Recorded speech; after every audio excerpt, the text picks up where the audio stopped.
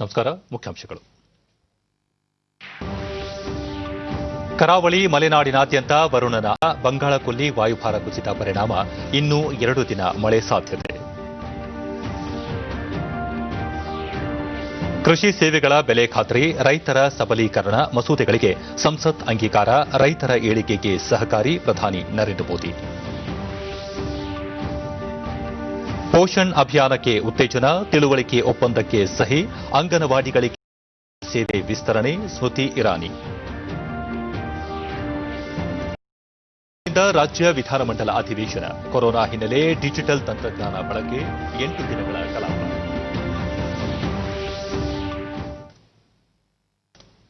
ವಾರ್ತೆಗಳ ವಿವರ.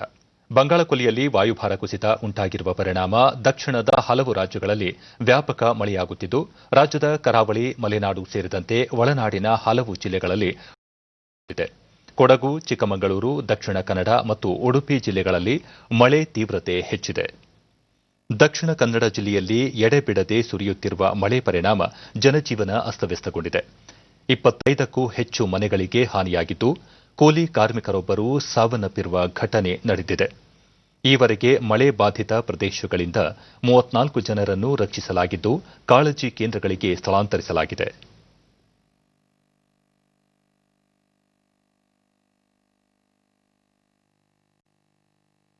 ಮಂಗಳೂರು ಹೊರವಲಯದ ಕಿನ್ನಿಗೋಡಿ ಸಮೀಪ ತಗ್ಗು ಪ್ರದೇಶ ಜಲಾವೃತವಾಗಿದ್ದು, ಸುತ್ತಮುತ್ತಲ 100 ಎಕರೆ ಕೃಷಿ ಭೂಮಿಗೆ ನೀರು ನುಗ್ಗಿದೆ. ಮಂಗಳೂರು ವಿಮಾನ ನಿಲ್ದಾಣ ಸಮೀಪ ಮದ್ಯಪಾಡಿ ಕೆಂಜಾರು ರಸ್ತೆಯಲ್ಲಿ ಭೂಕುಸಿತ ಸಂಭವಿಸಿದ್ದು, ರಸ್ತೆ ಸಂಚಾರ ಕಡಿತಗೊಂಡಿದೆ. ಹೆದ್ದಾರಿಗಳಲ್ಲಿ ನೀರು ತುಂಬಿರುವ ಕಾರಣ ಸುಗಮ ವಾಹನ ಸಂಚಾರ ಬಾಧಿತವಾಗಿದೆ. ಮೂಲ್ಕಿ ಬಳಿ 3 ಕಾಳಜಿ ಕೇಂದ್ರಗಳನ್ನು ತೆರೆಯಲಾಗಿದ್ದು, ಸಂತ್ರಸ್ತರಿಗೆ ಆಸರೆ ನೀಡಲಾಗಿದೆ. ಎನ್ಡಿಆರ್ಎಫ್ ಮತ್ತು ಅಗ್ನಿಶಾಮಕ ದಳದ ಸಿಬ್ಬಂದಿ ರಕ್ಷಣಾ ಕಾರ್ಯಾಚರಣೆ ಮುಂದುವರೆಸಿದ್ದಾರೆ. ಉಡುಪಿ ಜಿಲ್ಲೆಯಾದ್ಯಂತ ಧಾರಾಕಾರ ಮಳೆ ಸುರಿಯುತ್ತಿದ್ದು, ಕಾಪು, ಬ್ರಹ್ಮಾವರ, ಪಡುಬಿದ್ರಿ ಪ್ರದೇಶಗಳಲ್ಲಿ ಪ್ರವಾಹ ಪರಿಸ್ಥಿತಿ ಎದುರಾಗಿದೆ. ಕೃಷ್ಣಮಠದ ರಾಜಾಂಗಣ, ವಾಹನ ನಿಲುಗಡೆ ಸ್ಥಳಗಳು ಮುಳುಗಡೆಯಾಗಿವೆ. ಕೆಲ ತಗ್ಗು ಪ್ರದೇಶಗಳ ಮನೆಗಳಿಗೆ ನೀರು ನುಗ್ಗಿದ್ದು, ಜಿಲ್ಲಾಡಳಿತ ಹಾಗೂ ಸ್ಥಳೀಯ ರಕ್ಷಣಾ ಕಾರ್ಯಾಚರಣೆ ನಡೆದಿದೆ. ಎನ್ಡಿಆರ್ಎಫ್ ತಂಡವನ್ನು ಬಾಧಿತ ಪ್ರದೇಶಗಳಿಗೆ ರವಾನಿಸಲಾಗಿದ್ದು, ರಕ್ಷಣಾ ಕಾರ್ಯ ಚುರುಕುಗೊಳಿಸಲು 1 ಸೇನಾ ಹೆಲಿಕಾಪ್ಟರ್ ನೀಡುವಂತೆ ಜಿಲ್ಲಾ ಉಸ್ತುವಾರಿ ಸಚಿವ ಬಸವರಾಜ ಬೊಮ್ಮಾಯಿ ಕೇಂದ್ರಕ್ಕೆ ಮನವಿ ಮಾಡಿದ್ದಾರೆ.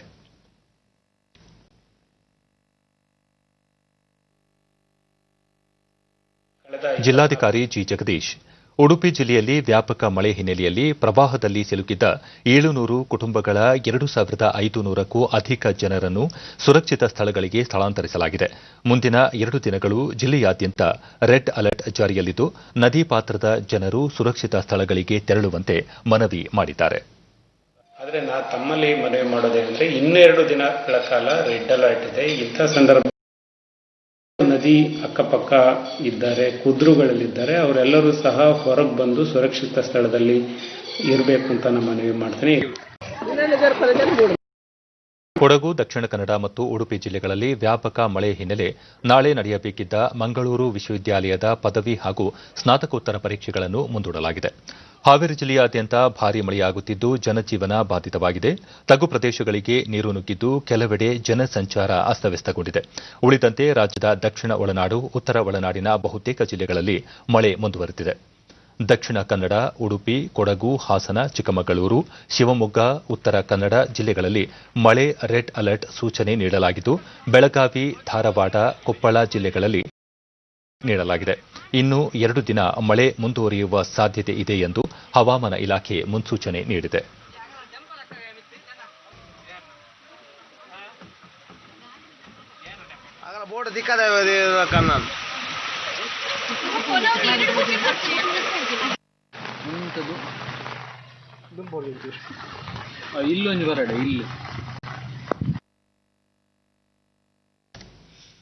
ಉಡುಪಿ ಜಿಲ್ಲೆಯಲ್ಲಿ ಕಳೆದ 2 ದಿನಗಳಿಂದ ನಿರಂತರವಾಗಿ ಸುರಿದ ಭಾರೀ ಮಳೆಯಿಂದಾಗಿ ಪ್ರವಾಹ ಪರಿಸ್ಥಿತಿ ಉಂಟಾಗಿದ್ದು, ಕೆಲ ಗ್ರಾಮಗಳು ಜಲಾವೃತಗೊಂಡು ಸಂಕಷ್ಟಕ್ಕೆ ಸಿಲುಕಿದ್ದ 200ಕ್ಕೂ ಹೆಚ್ಚು ಜನರನ್ನು ಈಗಾಗಲೇ ಸ್ಥಳಾಂತರಿಸಲಾಗಿದೆ ಎಂದು ಗೃಹ ಸಚಿವ ಬಸವರಾಜ ಬೊಮ್ಮಾಯಿ ತಿಳಿಸಿದ್ದಾರೆ. ಅವರು ತಮ್ಮ ಟ್ವೀಟ್ ಸಂದೇಶದಲ್ಲಿ ರಸ್ತೆ ಸಂಪರ್ಕ ಕಡಿತವಾಗಿ ಹಲವು ಗ್ರಾಮಸ್ಥರು ಸಂಕಷ್ಟಕ್ಕೆ ಸಿಲುಕಿರುವ ಹಿನ್ನೆಲೆಯಲ್ಲಿ ಕಳೆದ ರಾತ್ರಿಯೇ 250 ಸದಸ್ಯರ ಎನ್ಡಿಆರ್ಎಫ್ ತಂಡವನ್ನು ಕಳುಹಿಸಲಾಗಿದ್ದು, ಜೊತೆಗೆ ಜಿಲ್ಲಾಡಳಿತಕ್ಕೆ ಎಲ್ಲ ಸುರಕ್ಷತಾ ಕ್ರಮ ಕೈಗೊಳ್ಳುವಂತೆ ಸೂಚಿಸಲಾಗಿದೆ.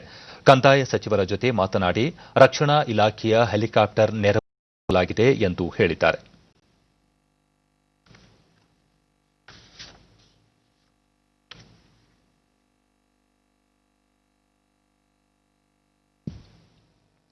ಉಡುಪಿ ಜಿಲ್ಲಾಧಿಕಾರಿಗೆ ಕರೆ ಮಾಡಿ ಮಳೆ ಪರಿಸ್ಥಿತಿ ಕುರಿತು ಮಾಹಿತಿ ಪಡೆದಿರುವ ಮುಖ್ಯಮಂತ್ರಿ ಬಿಎಸ್ ಯಡಿಯೂರಪ್ಪ ಎಲ್ಲ ಅಗತ್ಯ ಕ್ರಮಗಳನ್ನು ಕೈಗೊಳ್ಳುವಂತೆ ಸೂಚನೆ ನೀಡಿದ್ದಾರೆ. ಬೆಂಗಳೂರಿನಲ್ಲಿ ಮಳೆ ಹೆಚ್ಚಾಗುತ್ತಿರುವ ಹಿನ್ನೆಲೆ ಬಿಬಿಎಂಪಿ ಆಡಳಿತಾಧಿಕಾರಿ ಗೌರವ್ ಗುಪ್ತಾ ಜೊತೆ ದೂರವಾಣಿ ಸಂವಾದ ನಡೆಸಿರುವ ಯಡಿಯೂರಪ್ಪ ರಾಜ ಕಾಲುವೆ ತಗ್ಗು ಪ್ರದೇಶಗಳತ್ತ ವಿಶೇಷ ನಿಗಾ ವಹಿಸಲು ತಿಳಿಸಿದ್ದಾರೆ. ಎಲ್ಲ ಅಧಿಕಾರಿಗಳು ಯಾವುದೇ ಕ್ಷಣದಲ್ಲಿ ಲಭ್ಯವಿರುವಂತೆ ನೋಡಿಕೊಳ್ಳಲು ಸೂಚಿಸಿದ್ದಾರೆ. ರಾಜ್ಯಸಭೆಯಲ್ಲಿ ಇಂದು ರೈತರಿಗೆ ಸಂಬಂಧಿಸಿದ 2 ಮಸೂದೆಗಳು ಧ್ವನಿಮತದಿಂದ ಅಂಗೀಕಾರವಾಗುವುದರೊಂದಿಗೆ ಇವುಗಳಿಗೆ ಸಂಸತ್ತಿನ ಅನುಮೋದನೆ ದೊರೆತಿದೆ. ಬೆಳಗ್ಗೆ ಕಲಾಪ ಆರಂಭವಾಗುತ್ತಿದ್ದಂತೆ ಕೇಂದ್ರ ಕೃಷಿ ಸಚಿವ ನರೇಂದ್ರ ಸಿಂಗ್ ತೋಮರ್ ರೈತರ ಉತ್ಪನ್ನ ವ್ಯಾಪಾರ ವಾಣಿಜ್ಯ ಉತ್ತೇಜನ ಮತ್ತು ಸಹಕಾರಿ ಮಸೂದೆ 2020, ರೈತರ ಸಬಲೀಕರಣ ಮತ್ತು ರಕ್ಷಣೆಗೆ ಕೃಷಿ ಸೇವೆಗಳ ಬೆಲೆ ಖಾತ್ರಿ ಒಪ್ಪಂದ ಮಸೂದೆ 2020 ಅನ್ನು ಮಂಡಿಸಿದರು.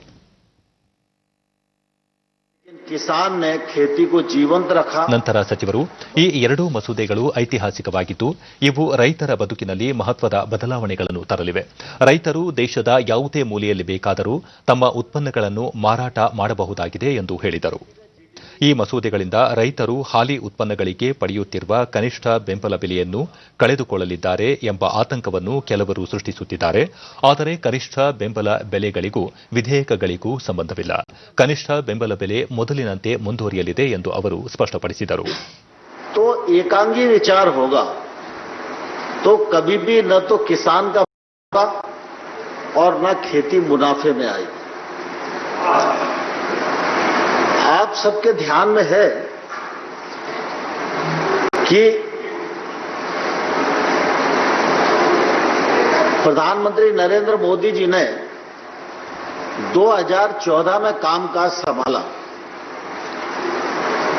और उन्होंने कहा कि किसान की आमदनी दोगुनी करने के लिए उनकी सरकार प्रयत्न करेगी, राज्य सरकारों के साथ काम करेगी और किसानों के साथ काम करेगी.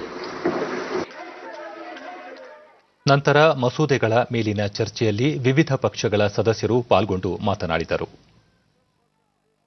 ಈ ಮಧ್ಯೆ ಪ್ರತಿಪಕ್ಷಗಳು ಈ ಮಸೂದೆಗಳನ್ನು ಆಯ್ಕೆ ಸಮಿತಿಗೆ ಕಳುಹಿಸಬೇಕೆಂದು ಆಗ್ರಹಿಸಿದವು.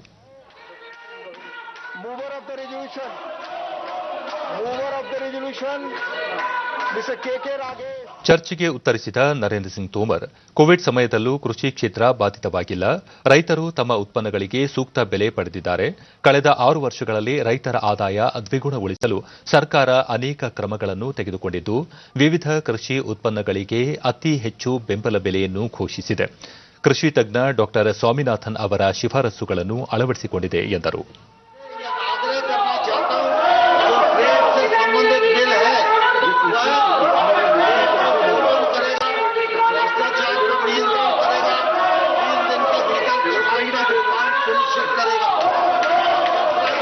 ಈ ಮಧ್ಯೆ ಕಾಂಗ್ರೆಸ್, ಎಡಪಕ್ಷಗಳು, ತೃಣಮೂಲ ಕಾಂಗ್ರೆಸ್, ಡಿಎಂಕೆ ಸೇರಿದಂತೆ ಪ್ರತಿಪಕ್ಷಗಳ ಸದಸ್ಯರು ಮಸೂದೆಗಳನ್ನು ವಿರೋಧಿಸಿ ತೀವ್ರ ಗದ್ದಲ ಉಂಟು ಮಾಡಿ ಸಭಾಪತಿ ಪೀಠದಲ್ಲಿದ್ದ ಮೈಕ್ಗಳನ್ನು ಕಿತ್ತೆಸೆಯಲು ಪ್ರಯತ್ನಿಸಿದರು.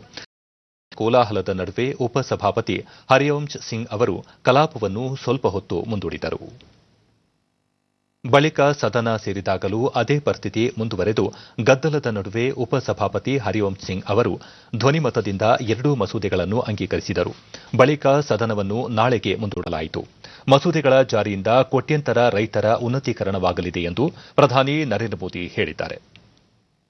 ಮಸೂದೆಗಳು ಅಂಗೀಕಾರಗೊಂಡಿರುವುದನ್ನು ಸ್ವಾಗತಿಸಿ ಟ್ವೀಟ್ ಮಾಡಿರುವ ಅವರು, ಐತಿಹಾಸಿಕ ಈ ಮಸೂದೆಗಳಿಂದ ರೈತರು ತೊಂದರೆಗಳಿಂದ ಮುಕ್ತಗೊಳ್ಳಲು ಸಹಕಾರಿಯಾಗಲಿದೆ. ರೈತರ ಆದಾಯ ದ್ವಿಗುಣಗೊಳ್ಳುವುದಕ್ಕೂ ಇವು ಉತ್ತೇಜಿಸಲಿವೆ. ದಶಕಗಳಿಂದ ತೊಂದರೆಗಳಿಗೆ ಸಿಲುಕಿದ್ದ ರೈತರಿಗೆ ಈ ಕ್ರಮಗಳ ಮೂಲಕ ಪರಿಹಾರ ಸಿಗಲಿದೆ ಎಂದು ಹೇಳಿದ್ದಾರೆ. ರೈತರ ಕುರಿತ ಮಸೂದೆಗಳು ಅಂಗೀಕಾರವಾಗಿರುವುದನ್ನು ಕೇಂದ್ರ ವಾರ್ತಾ ಮತ್ತು ಪ್ರಸಾರ ಸಚಿವ ಪ್ರಕಾಶ್ ಜಾವಡೇಕರ್ ಸ್ವಾಗತಿಸಿದ್ದಾರೆ. ಮಸೂದೆಗಳ ಮೂಲಕ ರೈತರ ಶೋಷಣೆ ತಪ್ಪಲಿದೆ. ತಾವು ಬೆಳೆದ ಉತ್ಪನ್ನಗಳಿಗೆ ಸೂಕ್ತ ಬೆಲೆ ಪಡೆಯಲು ಸಹಕಾರಿಯಾಗಲಿದೆ ಎಂದು ಟ್ವೀಟ್ ಮಾಡಿದ್ದಾರೆ. ರಾಜ್ಯಸಭೆಯ ನೂತನ ಸದಸ್ಯರಾಗಿ ಮಾಜಿ ಪ್ರಧಾನಿ ಜೆಡಿಎಸ್ ವರಿಷ್ಠ ಎಚ್ಡಿ ದೇವೇಗೌಡ ಇಂದು ಬೆಳಗ್ಗೆ ಪ್ರಮಾಣವಚನ ಸ್ವೀಕರಿಸಿದರು. ಅವರು ಕನ್ನಡದಲ್ಲಿ ಪ್ರಮಾಣವಚನ ಸ್ವೀಕರಿಸಿದ್ದು ವಿಶೇಷವಾಗಿತ್ತು. ದೊಡ್ಡೇಗೌಡ ದೇವೇಗೌಡ ಎಂಬ ಹೆಸರಿನವರಾದ ನಾನು ರಾಜ್ಯಸಭೆಯ ಸದಸ್ಯನಾಗಿ ಚುನಾಯಿತನಾದವನಾಗಿ ಕಾನೂನು ಮೂಲಕ ಸ್ಥಾಪಿತವಾದ ಭಾರತದ ಸಂವಿಧಾನಕ್ಕೆ ಸತ್ಯ ಶ್ರದ್ಧೆಯನ್ನು ಮತ್ತು ಹೊಂದಿರುತ್ತೇನೆಂದು ಭಾರತದ ಸಾರ್ವಭೌಮತ್ವವನ್ನು ಮತ್ತು ಅಖಂಡತೆಯನ್ನು ಎತ್ತಿ ಹಿಡಿಯುತ್ತೇನೆಂದು ಮತ್ತು ನಾನು ಈಗ ಕೈಗೊಳ್ಳಲಿರುವ ಕರ್ತವ್ಯವನ್ನು ಶ್ರದ್ಧಾಪೂರ್ವಕವಾಗಿ ನಿರ್ವಹಿಸುತ್ತೇನೆಂದು ದೇವರ ಹೆಸರಿನಲ್ಲಿ ಪ್ರಮಾಣ ಮಾಡುತ್ತೇನೆ. Swearing in going on and then today morning. ನಂತರ ರೈತರ ಕುರಿತ 2 ಚರ್ಚೆಯಲ್ಲಿ ಪಾಲ್ಗೊಂಡು ಮಾತನಾಡಿದ ಅವರು, ರೈತರ ಹಿತ ಕಾಪಾಡುವುದಕ್ಕೆ ಪಕ್ಷಾತೀತವಾಗಿ ಎಲ್ಲರೂ ಬದ್ಧರಾಗಿರಬೇಕಾಗುತ್ತದೆ. ರೈತರ ಆದಾಯ 2022ರ ವೇಳೆಗೆ ದ್ವಿಗುಣಗೊಳಿಸುವ ಉದ್ದೇಶ ಈಡೇರಲು ಹೆಚ್ಚು ಸುಧಾರಣೆಗಳ ಅಗತ್ಯವಿದೆ ಎಂದರು. ಫಾರ್ಮರ್ಸ್ ಕನ್ಸರ್ನ್ ಸರ್, कृपया मास्क लगा ले सर.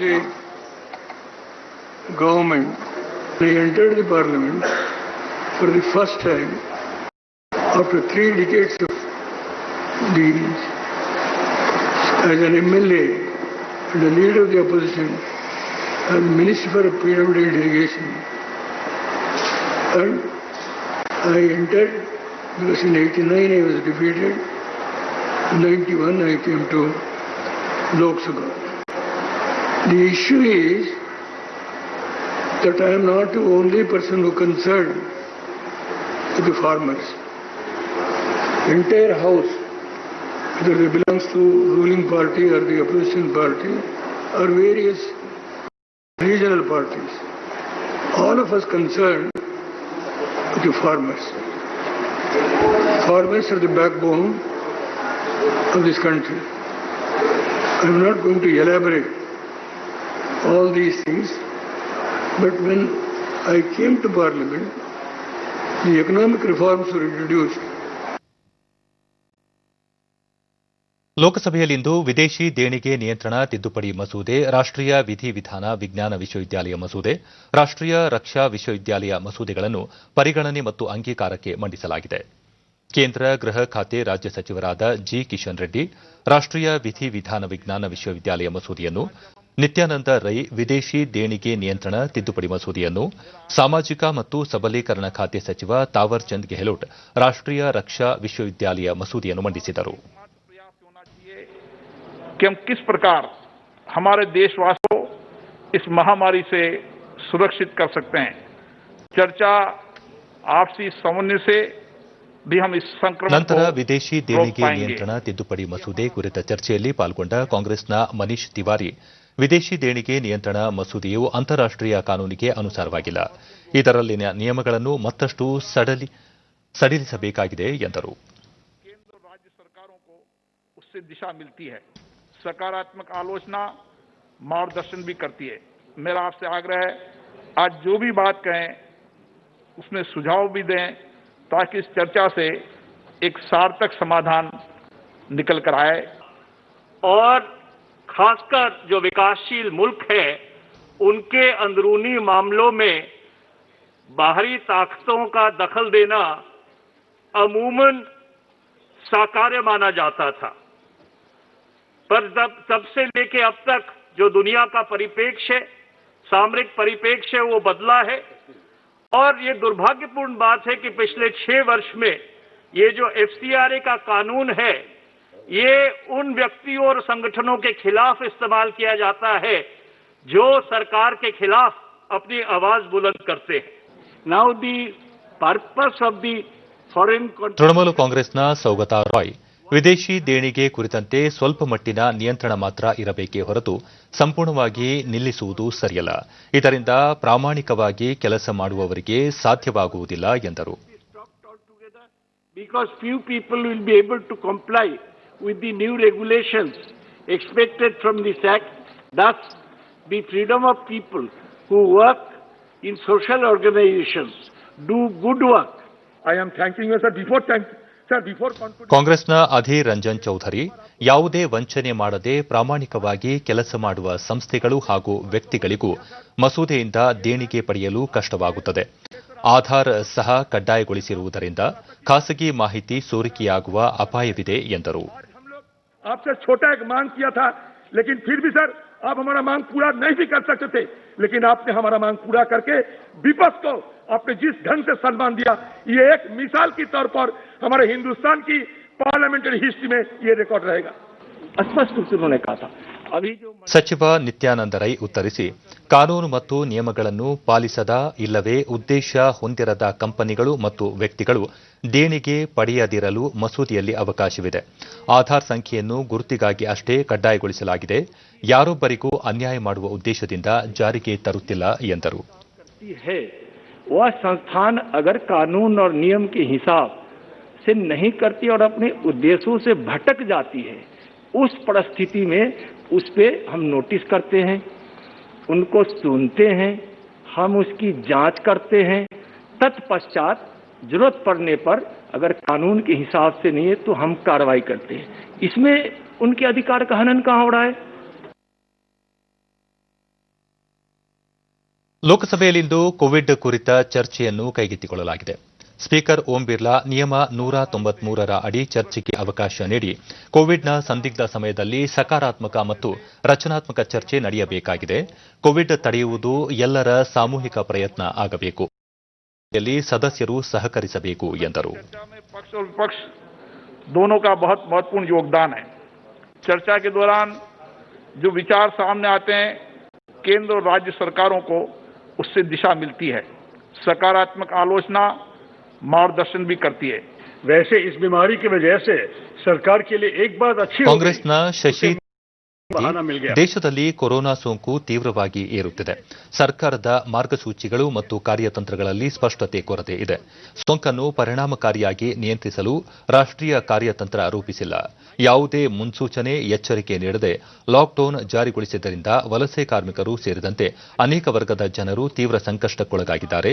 ಸರ್ಕಾರ ನಿರ್ಧಾರಗಳನ್ನು ತೆಗೆದುಕೊಳ್ಳುವ ಮುನ್ನ ಭಾಗಿದಾರರನ್ನು ಪ್ರತಿಪಕ್ಷಗಳ ಸಲಹೆ ಪಡೆದಿಲ್ಲ ಎಂದು ಆರೋಪಿಸಿದರು. Daily cases and deaths globally. It is a painful reflection of the grim times we live in, and equally a reminder of how important it is for us to take time and discuss this vital issue in this House. आज medical association का ಬಿಜೆಪಿಯ doctor Kirit Premji Bhai Solanki, Bharat ಅತಿ ಹೆಚ್ಚು ಜನಸಂಖ್ಯೆ ಹೊಂದಿರುವ ವಿಶ್ವದ 2ನೇ ದೇಶವಾಗಿದ್ದು, ಸೋಂಕು ಪ್ರಕರಣಗಳು ಹೆಚ್ಚಾಗಿ ಕಂಡುಬರುತ್ತಿವೆ. ಸರ್ಕಾರ ಮೊದಲಿನಿಂದಲೂ ಪತ್ತೆ ಮತ್ತು ಪರೀಕ್ಷೆ ಕಾರ್ಯತಂತ್ರಗಳನ್ನು ಯಶಸ್ವಿಯಾಗಿ ಕೈಗೊಳ್ಳುತ್ತಾ ಬಂದಿದೆ. ದೇಶಾದ್ಯಂತ ವೈದ್ಯಕೀಯ ಮೂಲಸೌಕರ್ಯ ಕಲ್ಪಿಸಿದೆ ಎಂದರು. करने का हो, चाहे उनके लिए कानून बनाने का कार्य किया कि ऐसी महामारी में कोई इन पर हमला करेगा तो उन पर बहुत कड़ी से कड़ी कार्रवाई होगी। इसके लिए भी मैं इनका बहुत ही करता हूं, ऐसा हम मानते हैं। We realize ಡಿಎಂಕೆಯ ದಯಾನಿಧಿ ಮಾರನ್, ಕೋವಿಡ್ ನಿರ್ವಹಣೆಯಲ್ಲಿ ಯಾರೊಬ್ಬರ ಸಲಹೆಯನ್ನು ಸರ್ಕಾರ ಪಡೆಯುತ್ತಿಲ್ಲ. ಸಂದರ್ಭದಲ್ಲಿ ವೈಜ್ಞಾನಿಕ ವಿಧಾನಗಳನ್ನು ಅನುಸರಿಸಿಲ್ಲ. ಯಾರಿಗೂ ತಿಳಿಸದೆ ಲಾಕ್ಡೌನ್ ಜಾರಿ ಮಾಡಿದ್ದರಿಂದ ಕೋಟ್ಯಂತರ ಮಂದಿ ಸಂಕಷ್ಟಕ್ಕೆ ಸಿಲುಕಿದ್ದಾರೆ ಎಂದರು. and it was a big photo opportunity movement for our Prime Minister to take photos and videos in Gujarat and show off. So what happened? We gathered people. When Corona was starting, we were gathering people and we had Namaste Trump. So in fact, when the Parliament gathered, it was supposed to be closed in the week's time because of Corona. But what to do?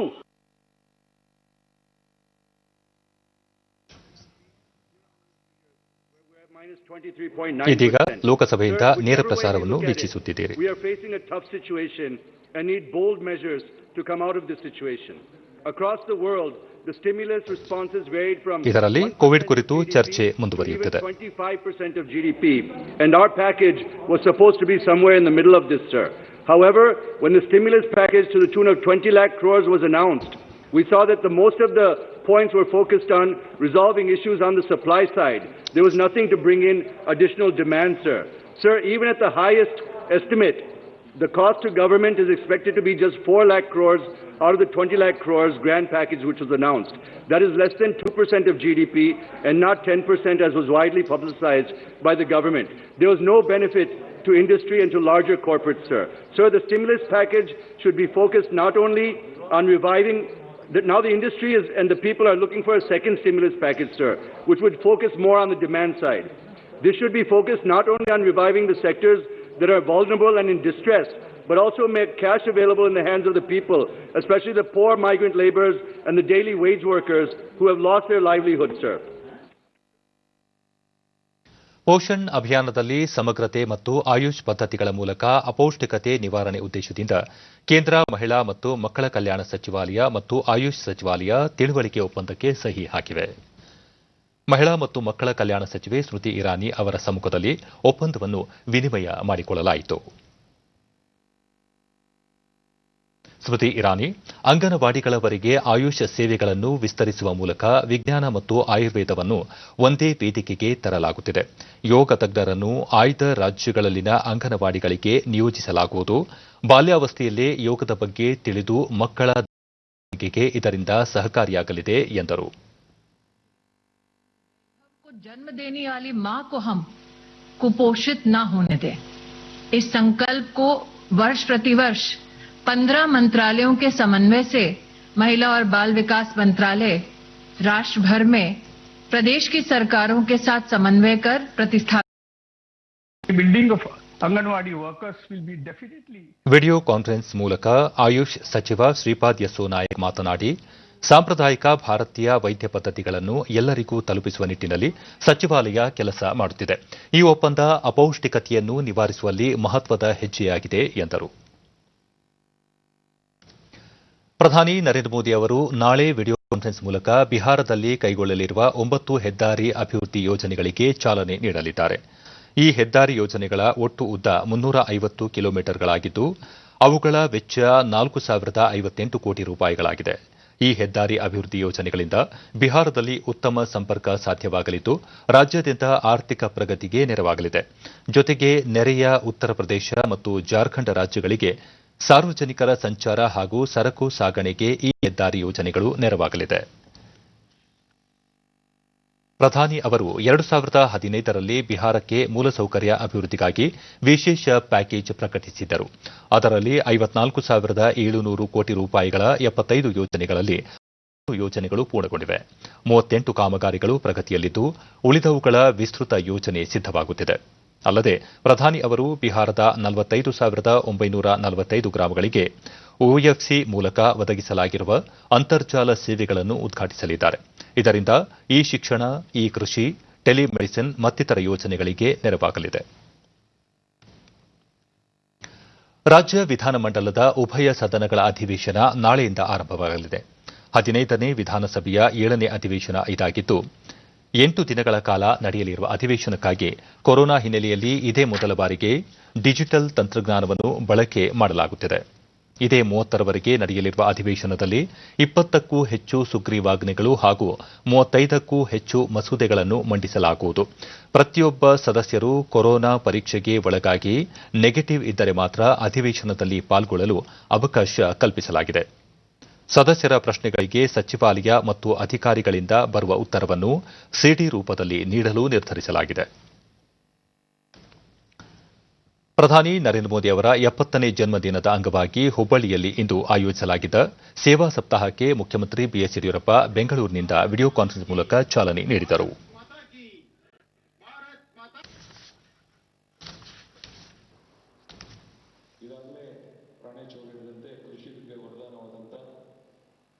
ಈ ವೇಳೆ ಅವರು ಪ್ರಧಾನಮಂತ್ರಿ ನರೇಂದ್ರ ಮೋದಿ ಅವರು ಜನಪರವಾಗಿ ಆಡಳಿತ ನೀಡುತ್ತಿದ್ದಾರೆ.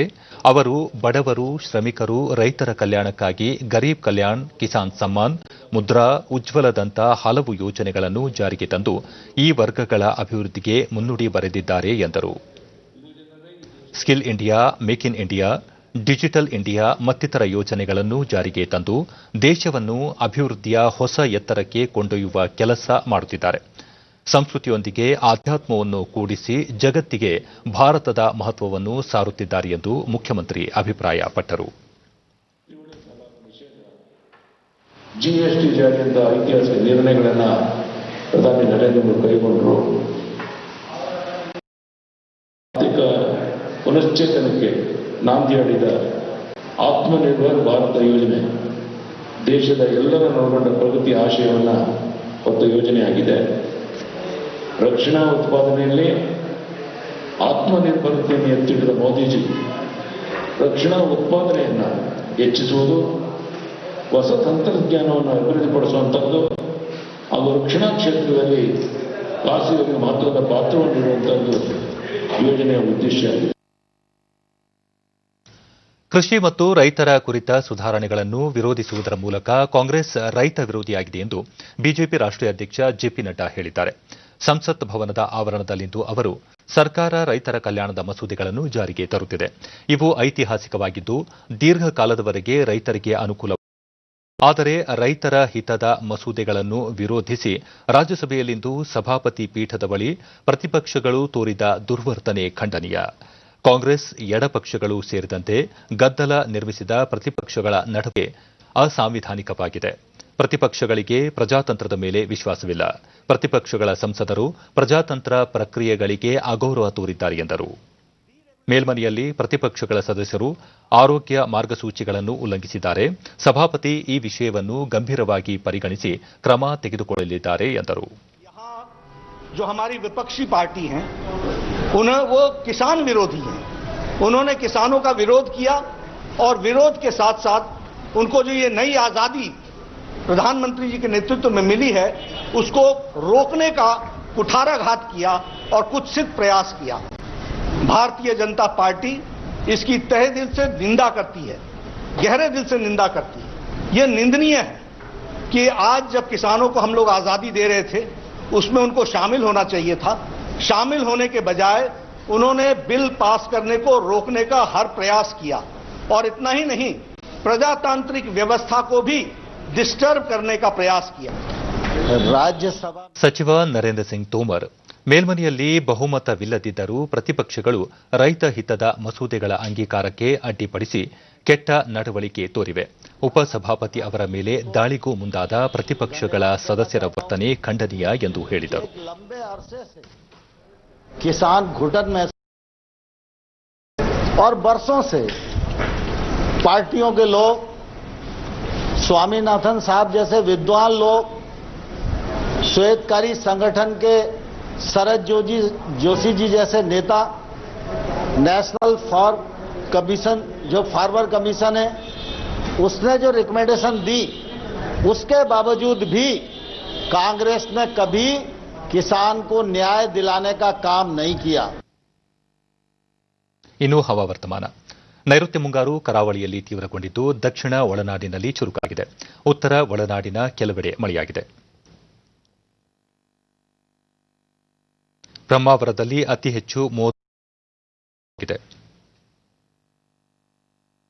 ಉಳಿದಂತೆ ಕಾರ್ಕಳ 28, ಮೂಲ್ಕಿ ಉಡುಪಿ 27, ಮಂಗಳೂರು ವಿಮಾನ ನಿಲ್ದಾಣ ಆಗುಂಬೆ 22, ಮೂಡುಬಿದ್ರೆ 19, ಕೋಟಾ ಪಣಂಬೂರು 18, ಸುಬ್ರಹ್ಮಣ್ಯ ಭಾಗಮಂಗಳ 17, ಮಂಗಳೂರು ಉಪ್ಪಿನಂಗಡಿ ಪುತ್ತೂರು 15, ವಿಟ್ಲ 14, ಧರ್ಮಸ್ಥಳ 13, ಸುಳ್ಯ ಕಳಸ 12, ಕೊಟ್ಟಿಗೆಹಾರ ಶೃಂಗೇರಿ ಮಡಿಕೇರಿ 11, ಕುಂದಾಪುರ ಕೊಪ್ಪ 10, ಅಂಕೋಲಾ ಜಯಪುರ 8, ವಿರಾಜಪೇಟೆ 7, ಮಂಕಿ ಅಥಣಿ ಬಾಳೆಹೊನ್ನೂರು ಮೂರ್ನಾಡು 6, ಪೇಟ್ ಕುಡಚಿ ಮೂಡಿಗೆರೆ ಗುಬ್ಬಿ ಹೊಸದುರ್ಗ 4, ಕುಶಾಲನಗರ ಬಂಡೀಪುರ ಕಮ್ಮರಡಿ ಲಕ್ಕವಳ್ಳಿ ಯಗಚಿ ಚಿಂತಾಮಣಿ ಭದ್ರಾವತಿ ಸರಗೂರು ಹುಮ್ನಾಬಾದ ಬೈಲಹೊಂಗಲ ಹಾರಂಗಿ ಸೋಮವಾರಪೇಟೆಯಲ್ಲಿ 3 ಸೆಂಟಿಮೀಟರ್ ಮಳೆಯಾಗಿದೆ. ಮುನ್ಸೂಚನೆಯಂತೆ ಮುಂದಿನ 24 ಗಂಟೆಗಳಲ್ಲಿ ರಾಜ್ಯಾದ್ಯಂತ ಗುಡುಗು ಸಹಿತ ಮಳೆ ಸಾಧ್ಯತೆ. ಬೆಂಗಳೂರು ಸುತ್ತಮುತ್ತ ಸಾಮಾನ್ಯ ಮೋಡಕವಿದ ವಾತಾವರಣ, ಮಳೆ ನಿರೀಕ್ಷೆ. ಗರಿಷ್ಠ ತಾಪಮಾನ 24 ಹಾಗೂ ಕನಿಷ್ಠ 20 ಡಿಗ್ರಿ ಸೆಲ್ಸಿಯಸ್ ದಾಖಲು ಸಂಭವ. ಕೊನೆಯಲ್ಲಿ ಮತ್ತೊಮ್ಮೆ ಮುಖ್ಯಾಂಶಗಳು. ಕರಾವಳಿ ಮಲೆನಾಡಿನಾದ್ಯಂತ ವರುಣನ ಅಬ್ಬರ, ಬಂಗಾಳಕೊಲ್ಲಿ ವಾಯುಭಾರ ಕುಸಿತ ಪರಿಣಾಮ ಇನ್ನೂ 2 ದಿನ ಮಳೆ ಸಾಧ್ಯತೆ. ಕೃಷಿ ಸೇವೆಗಳ ಬೆಲೆ ಖಾತ್ರಿ, ರೈತರ ಸಬಲೀಕರಣ ಮಸೂದೆಗಳಿಗೆ ಸಂಸತ್ ಅಂಗೀಕಾರ, ರೈತರ ಏಳಿಗೆಗೆ ಸಹಕಾರಿ, ಪ್ರಧಾನಿ ನರೇಂದ್ರ ಮೋದಿ. ಪೋಷಣ್ ಅಭಿಯಾನಕ್ಕೆ ಉತ್ತೇಜನ, ತಿಳುವಳಿಕೆ ಒಪ್ಪಂದಕ್ಕೆ ಸಹಿ, ಅಂಗನವಾಡಿಗಳಿಗೆ ಆಯುಷ್ ಸೇವೆ ವಿಸ್ತರಣೆ, ಸ್ಮೃತಿ ಇರಾನಿ.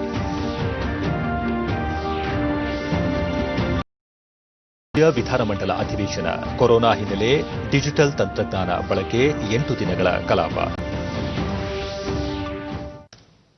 ನಮ್ಮ ಮುಂದಿನ ವಾರ್ತಾ ಪ್ರಸಾರ ರಾತ್ರಿ 9 ಗಂಟೆಗೆ ಚಂದನದಲ್ಲಿ. ನಮಸ್ಕಾರ.